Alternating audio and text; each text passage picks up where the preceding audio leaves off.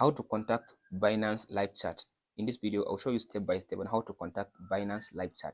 Now open up your Binance and go to this menu at the top left side. After you open menu, go to this more services. From this option, scroll to down and go to chat, this one. So from this chat, scroll to down, go to this support, get support. From this option, now tap on this search and type in P2P. So choose one of these suggested that this give you. Choose this second one, P2P appeal status. So now scroll to down, tap on this. So type in P2P again. So now tap on this send button, send. So from this option, now scroll all the way to down. If you scroll to down, tap on this unsub button and tap on this session now.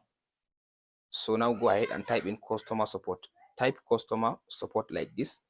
So tap on this send again.